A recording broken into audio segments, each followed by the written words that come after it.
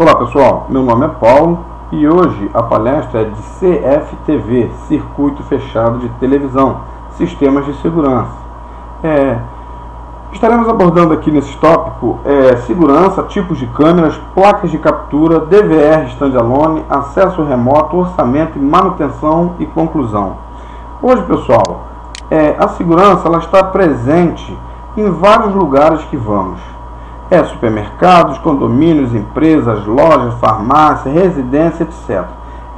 De certa forma, todos estão querendo proteger seu patrimônio ou a família. Então, o mercado ele está diversificado nas propostas, né, de segurança.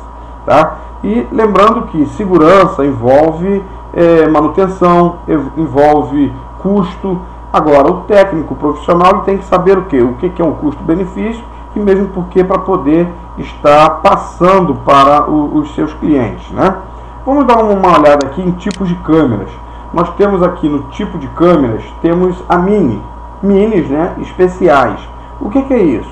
Câmeras para aplicações específicas, aí montagens em caixas ou locais onde pretende que não sejam vistas, montagem em automóveis, etc.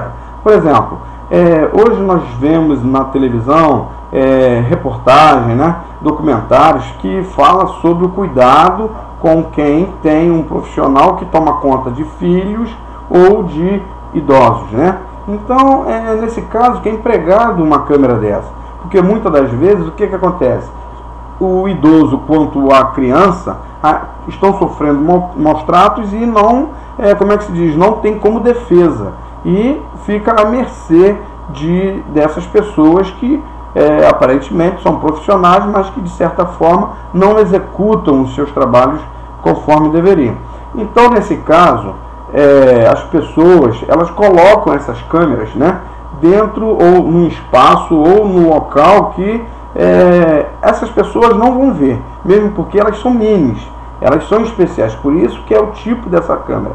Ela vai ser colocada num determinado local onde a pessoa que está nunca vai imaginar que está sendo filmada, mas nesse caso ela estará sendo filmada e aí sim o comportamento será enviado, né, para a pessoa que está interessada nas imagens.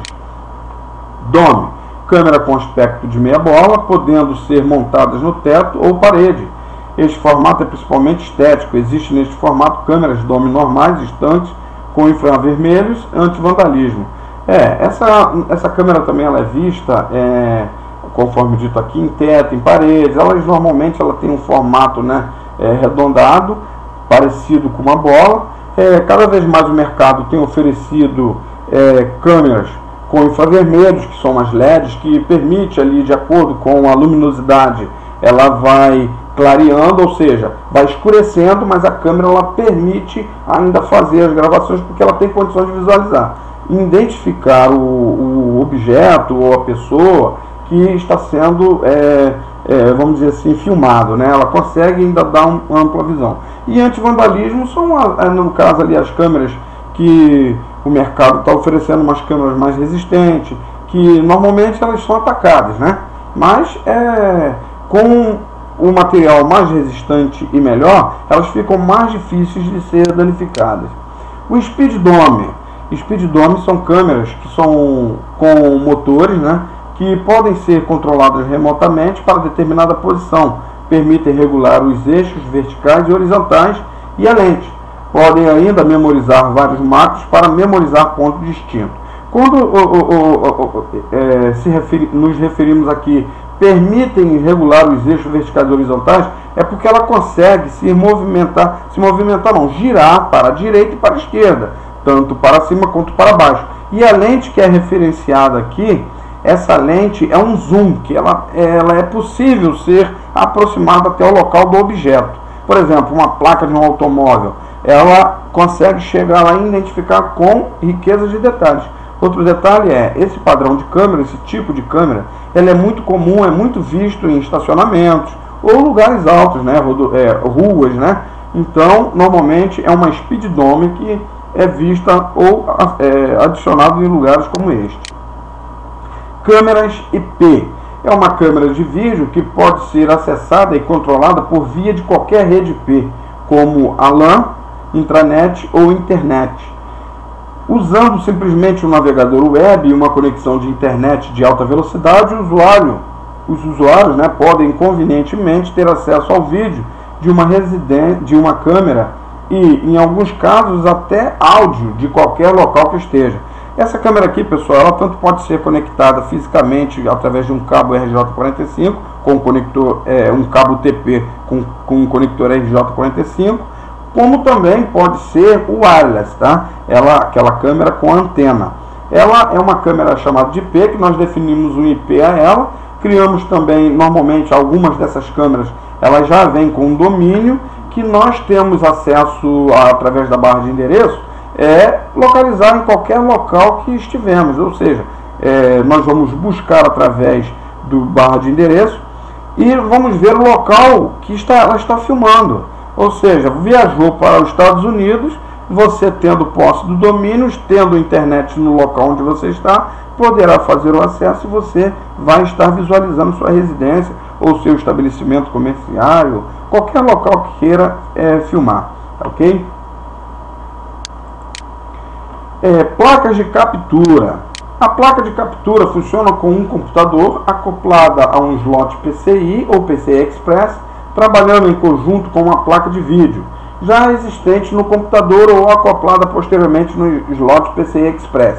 Este sistema tem muitas placas e modelos, tanto com softwares sofisticados, com recursos avançados, podendo atender aplicações locais de pequeno e grande porte, ou mesmo o sistema de gerenciamento locais ou remoto para acima de 10 mil vídeos simultâneos.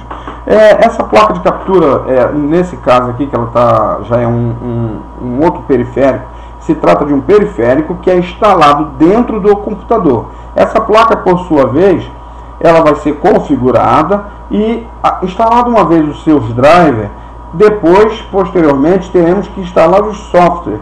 Esses softwares são os aplicativos que fazem parte da funcionalidade dessa placa de captura. Normalmente, essa placa ela utiliza o barramento PCI Express, que é um barramento de alta velocidade. E o que vai acontecer? Esses softwares que normalmente da placa de captura, ela permite com que nós configuramos o quê? Todo o processo que será visualizado. Normalmente, por exemplo, uma placa de captura de 4 canais, ou seja, são 4 câmeras. O que vai acontecer? Cada câmera ela tem vamos dizer assim, algumas características.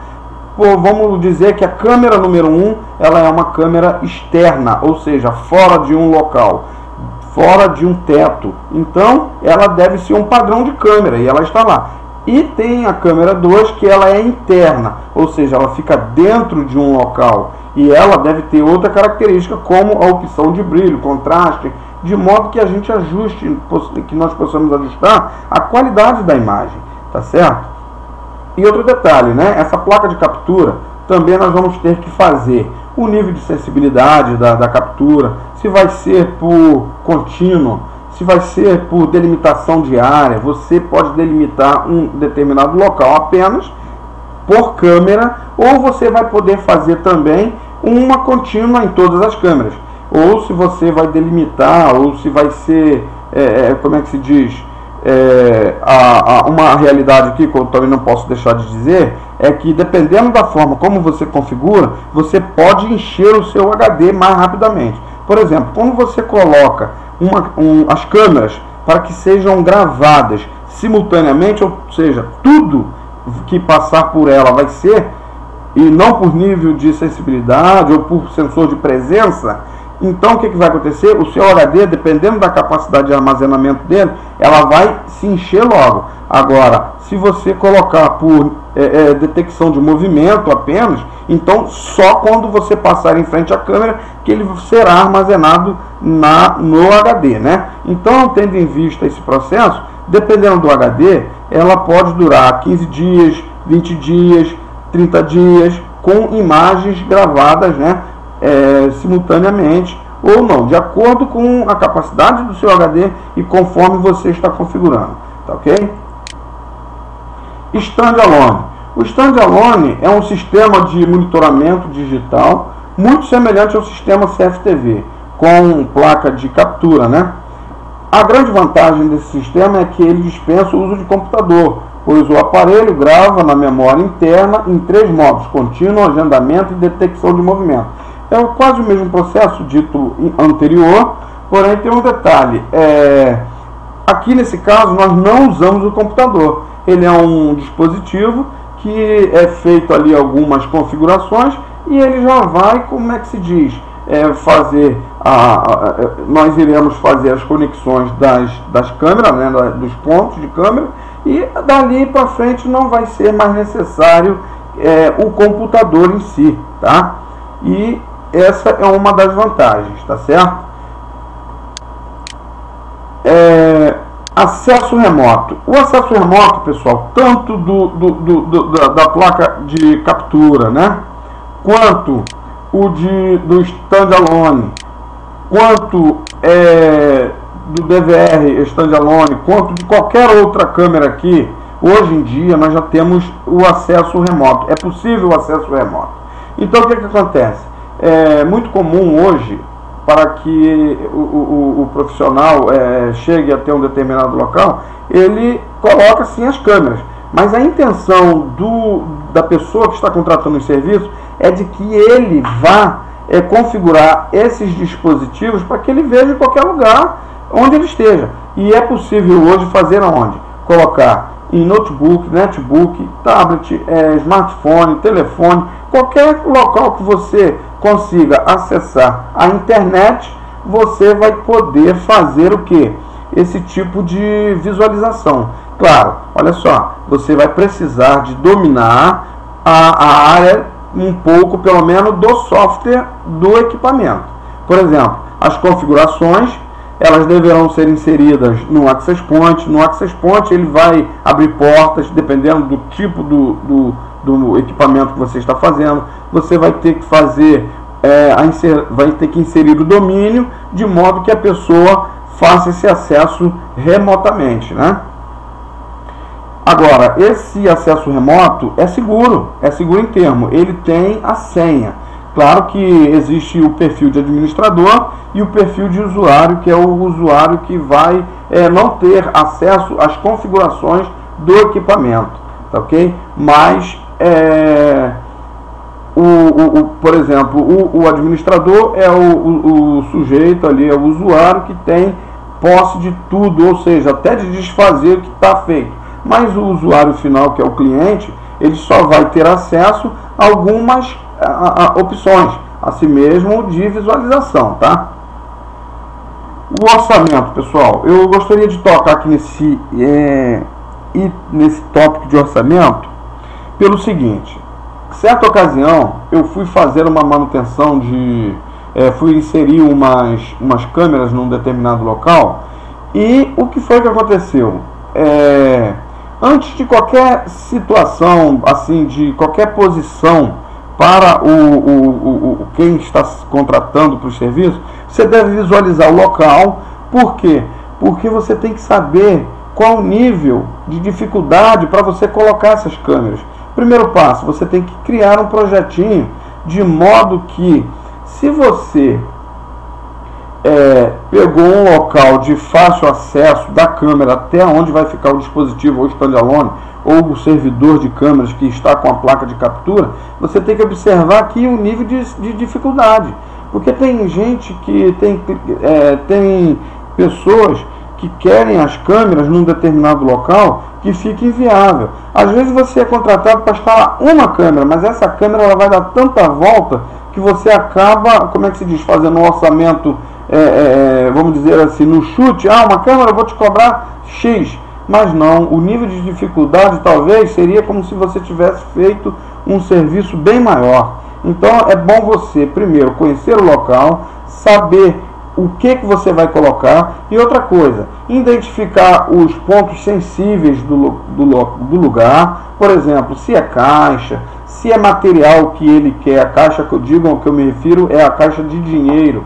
E o material, se é material que ele quer proteger, ou se ele quer inibir, como é que ele pretende fazer esse projeto. Então, sempre com o consentimento de quem está contratando. E o orçamento, ele tem uma variação. Por quê? Porque às vezes vai ser uma coisa difícil, parece fácil, mas é difícil, porque normalmente as câmeras elas sempre ficam em lugares onde é difícil acesso, que se for fácil acesso vai ser, vamos dizer assim, retirada, ou vai ser de certa forma danificada. Então é bom o profissional ele ter uma noção do que ele vai fazer antes de dar o orçamento, tá ok? No tópico aqui, manutenção, pessoal, eu até coloquei uma observação. E um sistema de CFTV são os conectores de vídeo que garantem a eficiência da transmissão das imagens das câmeras ao DVR. Se os conectores forem instalados de maneira incorreta, as imagens sofrerão com interferências e ruídos indesejados. O que é isso, pessoal? É uma realidade realmente. Por quê? Porque os maiores índices de problema nessas câmeras estão relacionados aos conectores. Claro, a não ser que o cabeamento seja um cabeamento muito antigo e as malhas já estejam se desfazendo, porque em alguns casos, devido ao sol, chuva ou locais, assim, o local ser muito quente, ele acaba fazendo o quê? Acaba se decompondo por dentro. Então aquela malha que faria a função de um aterramento, de um possível aterramento, ela começa a perder a vida útil e começa a se deteriorar e acaba não fazendo mais a função de malha, ou seja, um aterramento e assim vai. Então, tirando esse ponto que eu estou falando, o que eu me refiro são os conectores. Na maioria deles é questão de manutenção no conector. Normalmente nós devemos fazer o que? Sempre fazer uma manutenção periódica, sendo que nos conectores, sempre quando forem refeitos ali, tanto na câmera quanto nos conectores de energia, deve ser colocado ali de certa forma, uma fita isolante líquida, né, que não seja nem aquele caso da que não propague chamas, mas ela deve ser pelo menos um isolamento, de modo que não fique caindo água, mesmo por causa da oxidação. Porque quando as câmeras ficam expostas assim, num determinado local, ela vai ter sereno, se for beira de praia, ela vai ter ali a salina e ela vai começar a oxidar, e daí para lá a tendência é gerar essas interferências e ruídos indesejados, porque uma vez a água passado nesses conectores, eles vão, como é que se diz, causar as interferências sim, tá? E outra coisa, o que eu quero dizer é o seguinte: cada técnico ele gosta de um determinado material. Eu trabalho com um conector cachimbo, o outro, eu trabalho com outro tipo. Olha só, eu recomendo o seguinte, tá? Eu antes também até não fazia, mas depois eu comecei a adotar o que? O ferro de solda, para que eu para fazer todas aquelas conexões de áudio, do terra, da corrente ali, da tensão. E eu fazia soldado, porque antes, em alguns casos, as pessoas vão e só fazem a inserção do polo positivo ou negativo e da câmera, né, do vídeo, e colocava uma fita isolante e eliminava ali dizendo que estava bom. Mas olha só, o ideal é que você pegue um ferro de solda com uma solda até profissional, tá? Compra ali uma solda profissional e comece a fazer essas soldas. Por quê? E depois isola o local. É muito comum passar oxidação, até mesmo enferrujar os conectores, e a vida, a alma do CFTV, ela está ali. Se tiver um conector oxidado, também vai causar interferência. Às vezes a gente vê um quadro de imagens, mas as linhas passando no meio de uma tela. Aí vamos dizer assim, o contratante ali, quem contratou o serviço, ele olha, poxa, tem 1, 2, 3, 4 câmeras, 5, 6, 7, mas olha, essa 8ª aqui, ela tá ruim, ó. Aí, conclusão, você vai ter que ir lá e refazer todos os conectores.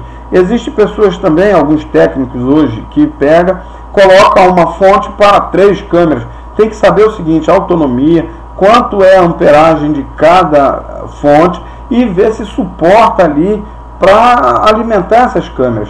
Por quê? Porque isso também faz parte da questão da interferência. Ou seja, se não tiver uma alimentação adequada, o dispositivo também não vai funcionar.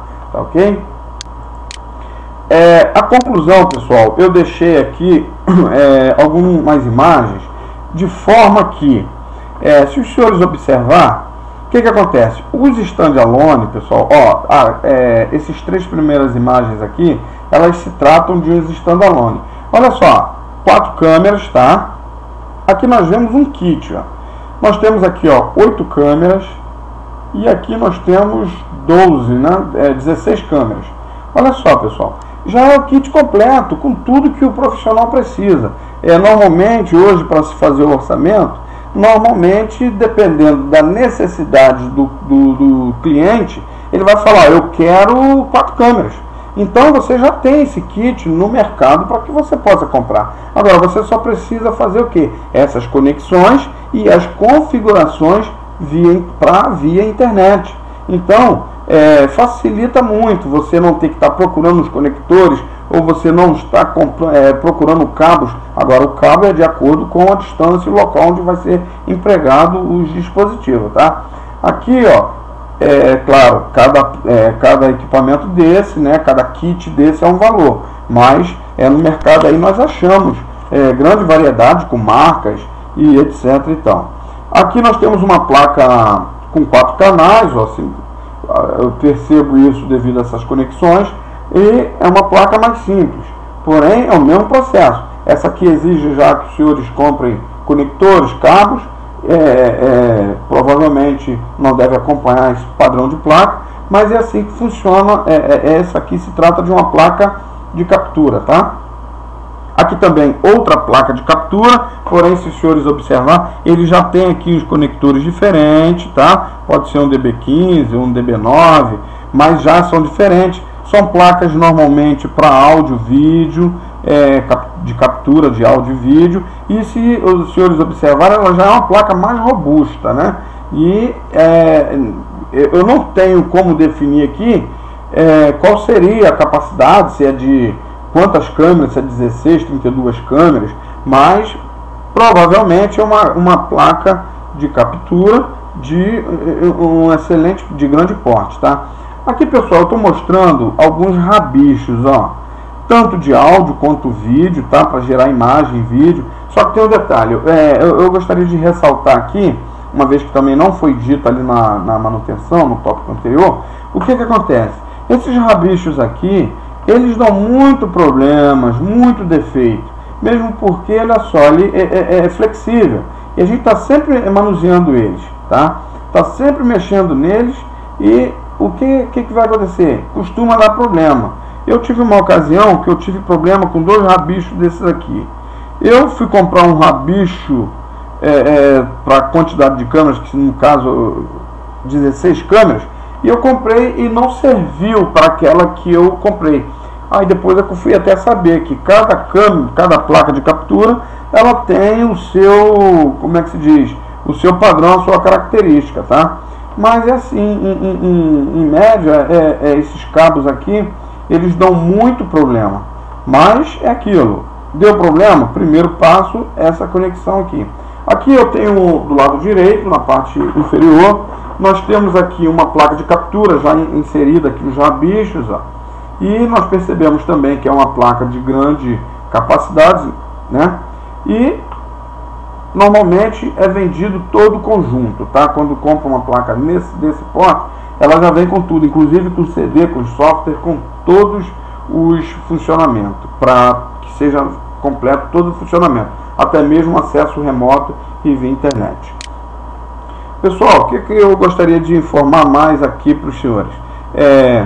Hoje em dia, todos os profissionais dessa área de CFTV, eles têm, como é que se diz, visto que o mercado, ele está, o avanço é muito grande, está avançando cada dia mais. Pessoas querendo proteger patrimônios, pessoas querendo proteger residências, pessoas querendo proteger família. Então, o mercado está amplo e está com uma diversidade de campo. Ou seja, o profissional ele pode trabalhar como se fosse um autônomo, né? Como também registrar uma empresa. E conclusão, eu lembro que a SEG ela fazia parceria de vendas de periféricos. Na época que eu fiz treinamentos, eu só não consegui fazer porque na SEG ela precisa de CNPJ para que a gente faça um cadastro na SEG para periféricos. Não que eu não esteja, vamos dizer assim, julgando ou criticando a forma de trabalho ou da venda dos produtos deles. Mas, em geral, eu tenho comprado produtos, né, todos os periféricos na SEG, embora eu ajo agora como uma pessoa jurídica. Mas o que acontece? Tanto o profissional autônomo como já o jurídico, ele pode estar trabalhando nessa área, desde que ele tenha essas devidas informações e esteja sempre atualizado para mostrar o que é de melhor no mercado para seus clientes. Tá? Eu gostaria de dizer também para os senhores que o Clube do Notebook estará com novas turmas aí já agora no início do ano e provavelmente estaremos lá e vamos fazer o seguinte. Quero deixar para os senhores, o profissional que se sai no mercado nessa área é aquele que está sempre se atualizando. O profissional que consegue sobressair, ou seja, que consegue números de trabalho, é aquele que faz as coisas direito. E, como os senhores são conhecedores, para fazer uma coisa direito é possível através de treinamentos. Então, o que eu quero dizer para os senhores? O Clube do Notebook vai estar oferecendo esses treinamentos, tá? E eu vou até ficar à disposição para fazermos aí tiradas de dúvida, mas eu conto com a presença de todos, tá ok? Agora eu vou encerrar essa palestra, tendo em vista que o circuito fechado de televisão, sistema de segurança, é um sistema que hoje está no mercado e é muito promissor, tá ok? Um forte abraço a todos e até a próxima. E espero vocês aí no Clube do Notebook. Um abraço.